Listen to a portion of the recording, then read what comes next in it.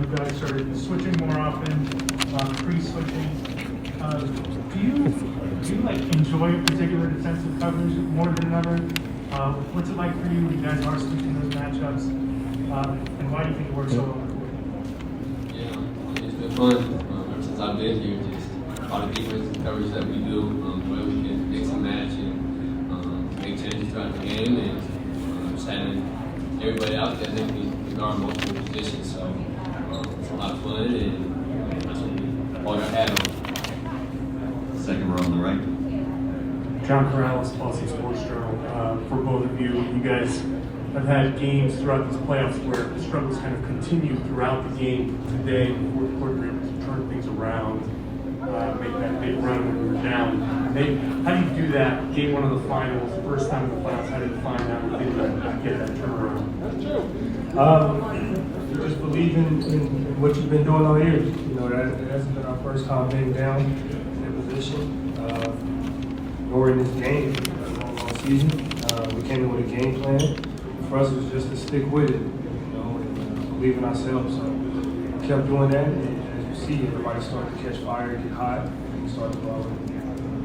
We'll go to the middle, second row, Adam. Derrick, especially at the start, they were really playing off of you. That 3-point line gave you some open ones, and you had a couple. What does it do for you? How do you stay focused almost when a team is playing you like that, and then when you get on a roll, forcing them to change, forcing them to adjust? What does it kind of do elsewhere too?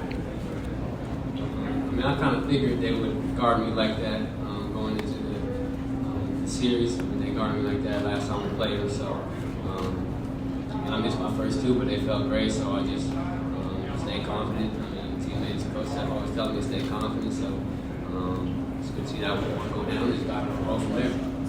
Fourth row, third seat. Derrick, for you, how would you describe that fourth quarter? I mean, holding the Warriors to 13 points while you guys scored 40, and then for both of you, what was it like being on this stage, stepping up in this game one of the finals tonight?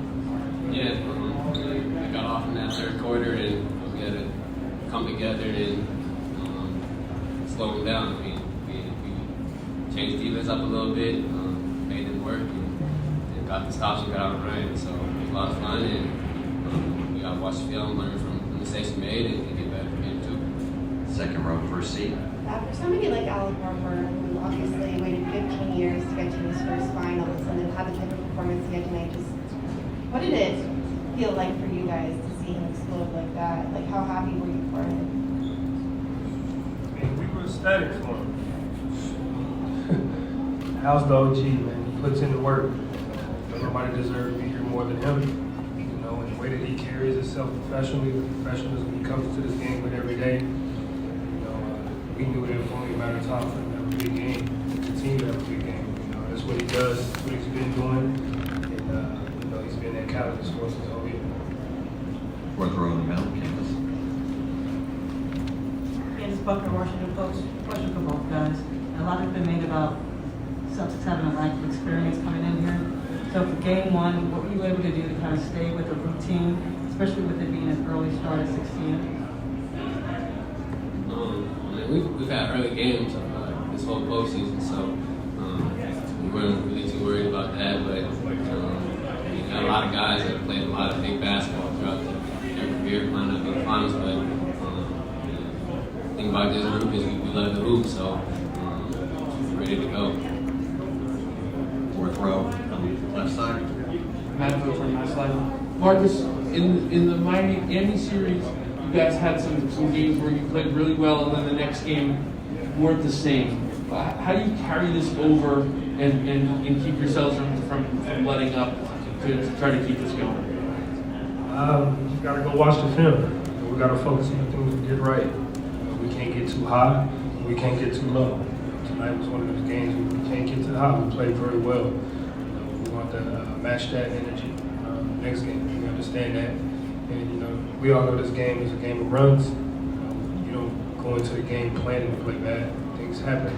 You know, you just got to find a way. Sometimes it doesn't work that way. Sixth row on the right.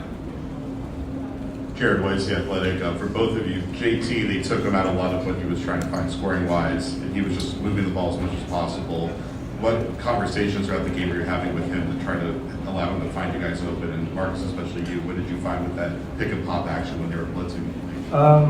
All year, leading up to this, we've been kind of grooming and preparing Jason for these moments where teams want to key in on you so much that they try to take you out of the game. You have to be able to, to make plays and affect the game in different ways. Tonight he had 13 assists, and we've preached that all year. So he's had a lot of practice at it. For us, it's just to make sure he stays confident and know that even though they're doing a good job on you, you're still who you are, and we got your back. That's what we're here for, to help you when times get like that, to open things up for you to get going. The pick and pop, just being able to make reads. Jason does a really good job of setting the screen, and we're good at making reads with basketball players, and we take what the defense gives us. Garrett Washburn on left. Very Washington. For both of you guys, so much was said about the lack of fourth quarter execution. Game 7 against Miami, or letting them come back. What does it say about you guys to come back and take this game in the fourth quarter, especially Marcus? You're 0 for 5 from 3, but you don't hesitate. You took 2 threes, you hit them both in the fourth quarter. What does that say about the resilience of the team and then you guys personally? It just says what we've been doing all year. We've been counting on all year. Rightfully so. We've had moments, but we continue to fight, and that's who we are. I think over the last couple of months, that's who we've been on. That's our identity.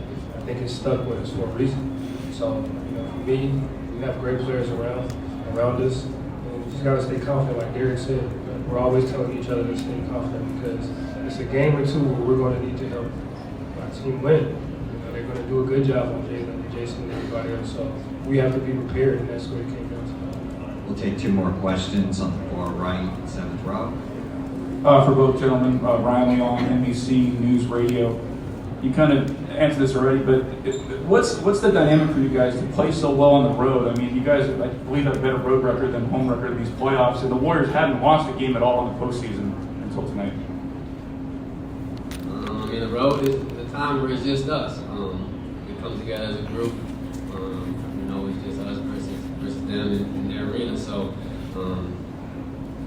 we enjoy playing on the road. It's a tough place to play. A big game 1, and we just got to be a little greedy and try to get this game 2. Last question on the left. Hey man, I got a question for the both of you guys. Cam Buford here, Los Angeles News Observer, by way of Voice of the Fans. Marcus, when you met Derrick and Team USA, did you see this from him, his ability to kind of step up and be a key player for you guys?